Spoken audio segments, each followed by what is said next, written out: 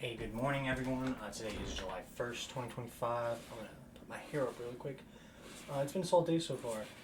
Woke up around 9:15 and then played some video games. I played Revolution Idol, unless they're in Revolution Idol and not Repo. I want to play some Repo now, actually, so we'll do that after the video log. But, yeah, and then Corey had called me like right after I woke up, and I had like just gotten on the computer, and he was like, hey, Dark and Darker now. And I was like, bruh, I don't want to play Dark and Darker. So we played 2 hours of Dark and Darker, I think, or like maybe an hour and a half. We played till about 11. And then, yeah, he got off. So I went downstairs and prepped steaks to cook. We have some ribeyes we bought the other day, and Ava wants them. And I was like, all right, cool. I mess with that. I can eat a ribeye, I suppose. And then, yeah. And then we hung out. We were having a great conversation. It was really nice. And then, yeah, I put the steaks in the water to thaw. And we were supposed to go pick up Roman at noon, but they were like, "Hey, we're actually just gonna drop them off, make it easier for you guys." I was like, "Sick, life's good."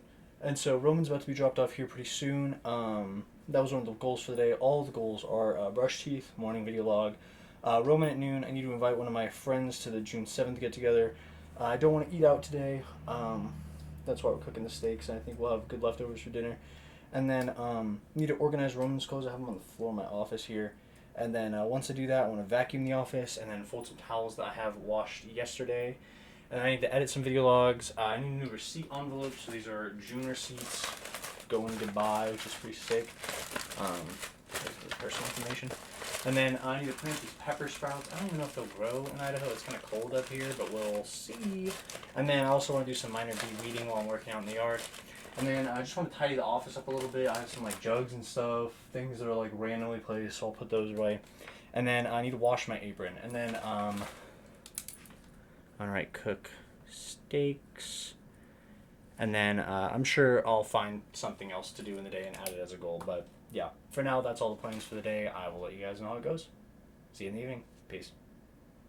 One eternity later. Hey, good day, everyone. This will be a video log for July 1st, 2025. July, baby, let's go. And yeah, it was a pretty solid day all around. It was our day off from work. It was Tuesday. And then I said that like Canton's like going on break at the end of the week. So yeah, anyways, it was Tuesday. And then, yeah, so right after the video log, went and picked up Roman and brought him back, and him and I played some video games together. And then, well, he watched me play video games because he's like technically not allowed to, but whatever. And so then he was like playing in his room, and I went and prepped us all steaks to eat. Sorry, just a bunch of push-ups. And then, yeah, so I made us all some steaks. I had some green beans that I harvested from the garden yesterday, and then I went and picked some more out today.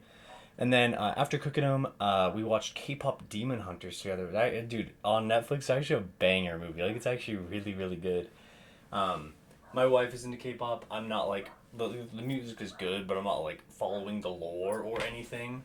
But watching the movie was actually really, really fun. Like really engaging, really genuinely entertaining. Gotta breathe. Really genuinely entertaining, and like the plot was good. The character growth was like captivating. It was actually like really decent. The only thing that like had me like kind of scratching my head was the animation style was like kind of like low frames, and like when they were singing like super high notes, the characters' mouths would literally just be like, and I'm like, okay, bro, like they did not hear the songs before animating this or something. Like it was kind of wacky, but I actually really, really enjoyed it. The music was super, super good. And then we watched like the first hour of it, and then Ava was like, "Hey, let's go pick up Lorelai and her son. They want to have a play date with Roman." Like, well, yeah. And I was like, "Cool." So we brought Lorelai over here, and her son Roman and Hudson were playing in the kid area or whatever. And then we finished up Kpop Demon Hunters, and then I came in here and played some video games, and they watched me for a little while. And then I went outside to work in the garden and like brought them out with me. And I planted the pepper sprouts that I had, and then like watered and like did some de-weeding in the garden. And then while we were out there, dude, it was really interesting. So Hudson is 2, Roman is 7, so totally different ages, right? Like they're similar sized, totally different ages, totally different like mental maturity, whatever. And then so they were playing outside, and Hudson took a pickle and like put it in a crack on the porch and like went under the porch and like gone forever. And he was like laughing about it. And I was like, it's really interesting like that you would do that with not your toy, right? And so I kind of realized that it's like a consciousness maturity thing. He doesn't understand that this is not mine. If I put it somewhere it can't be reached, I'm responsible for it. So there was another point where he had like Legos and he threw them into our shed. And Roman was like, "Hey Dad, he threw those Legos over there." And I was like, "Oh, okay, Hudson, just go grab them." And he was like, and I was like, hey Hudson, can you go grab the Legos you threw? And I was like, "Buddy, you're going to grab the Legos that you threw. Like, I don't know how to tell you that." And so I like walked over to him. I was like, go get them. Like, go get the Legos." And he was like, I was like, "Okay, bro, you're going to get the Legos. Like, I don't know what to tell you." So I literally like picked him up, and he was just freaking out, dude. And I was like, "Hudson, you're responsible for them. I don't know how to tell you this." And so he's like, being a 2-year-old throwing a little tantrum. So I literally like walk over, take his hand. And he's like, "Yeah."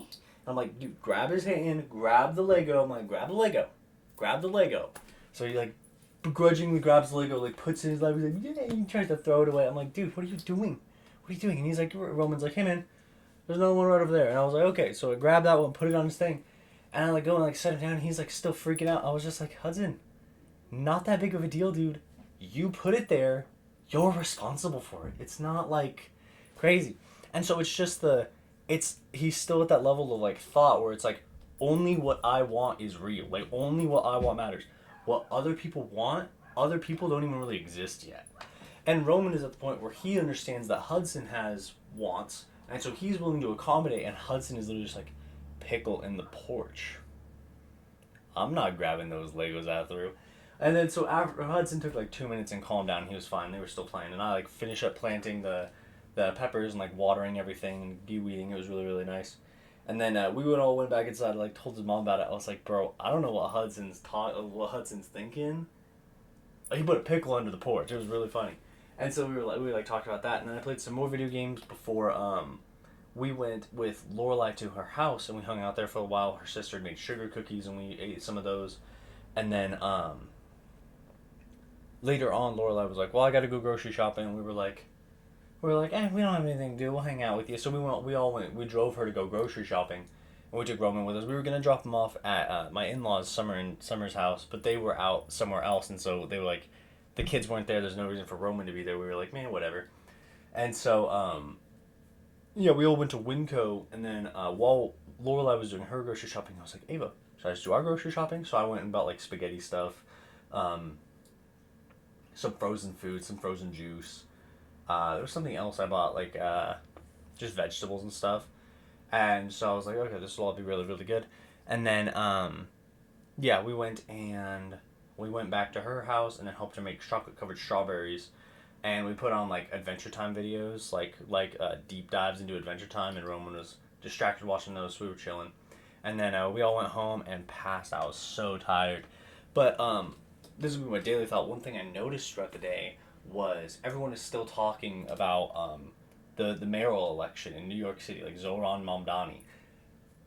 How many other mayoral elections are occurring right now, and they're laser focused on Mamdani, dude? Just like, just laser focused on. And it really solidifies this point, is that social media just is like, it's literally like the Eye of Sauron, dude. Just like laser focuses on this one thing. It's just like, boom. Like, everyone will see this right now.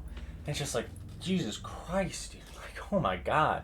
Like, one must imagine that going viral on social media is both the best and worst thing that can happen. Like getting shown in the Eye of Sauron, getting God's glare put on you is like the best and worst thing you can imagine. And it's so interesting that we like I'm on Quora Digest a lot, and there's a lot of like, there's a page called like Liberals Turn Trump Voters, and there's a page called like Trump 2068, and there's like all these accounts or whatever, like groups, and it's like every single one of them will have like 800 upvotes and like 60 comments. Okay, like just whatever. Like, oh, under 1,000 people. Every single pro-democracy, pro-libertarian, like pro-liberal, pro-leftist ideal group, 10,000 upvotes, 2,000 comments. Like, it's getting more positive engagement and more flat engagement overall. And it's like, it's being shared more, it's being shown more, and it's like this conservative wave can feel so powerful, like in your face, but it's so obvious that it's not like real. Like when you talk to people in real life, like yeah, some of them are going, "Hey, no tax on tips." Yeah, yeah, yeah. Yeah, okay. Unconstitutional behavior. Like we can go pit for pit here, but they can disagree with those parts and be like, "Hey man, you got to take the wins you can get, right?" And so it's like the real people that I interact with on a daily, even in my mega conservative town, are not like hyper Donald Trump anymore. Like people are very quickly just being like, "Oh, maybe I should put the hat away." Like it's very quickly becoming not good. Like very very quickly. And it's like even like it's bad when I'm agreeing with Elon Musk complaining about Donald Trump. And it's so interesting to see that social media is so like it really is just like the eye of Sauron on the Darklands. Like it's just boom. It's like I see what you're doing. And I feel like one of the biggest issues right now is Donald Trump is not behaving based on third party data. He's behaving based on what the media is talking about. And so when people are talking about Zohran Mamdani, he makes a Truth Social post about Zohran Mamdani. There's 1,000 liberal mayors that are running for election right now, but he's focused on Zohran. And I don't want to say it's because he's brown, but it's pretty clearly because he's brown and because he has a deal with Eric Adams, the current mayor of New York. And if Zohran gets elected, that deal falls through. And he doesn't have any leverage on the mayor of New York. So it's like, it's kind of this double whammy of, like, you don't want to say, oh, it's racist. I would go as far as to say, I know I just said it's because he's brown. I would go as far as to say it's not about racism. It's about Zohran isn't already in Trump's pocket, like Eric Adams is. Like, like it's so clear that he's fighting for Eric Adams because Eric Adams is on corruption charges. So we already know he's down for corruption. Like we already know he is. So it's really really crazy to see that the Eye of Sauron has hit New York, the mayoral election like this, and Zohran is just the coolest dude. Every video you see of him, he's just the coolest guy. Social media is working for him so well that it's like the Eye of Sauron that's trying to burn him is literally just making him shine brighter. And I think it's pretty cool. But I don't know if that's good. Like, I don't know if that's good for America, for the world, right? And it's like, it's so powerful on social media that people in other countries are hearing about the New York City mayoral election. What? They don't, like, why does it matter, you know? And it's like, what does this actually matter? And so social media has this way of showing us things that are emotionally strong but don't matter. And so we see Zohran getting elected and we're like, dude, democracy, good. That makes us feel good. It makes us feel represented. But then we see everyone saying bad things about it and we're like, okay, this is becoming more divisive by the minute. And it's like, it's really, really interesting to hear that people can have such bad takes on good people, you know?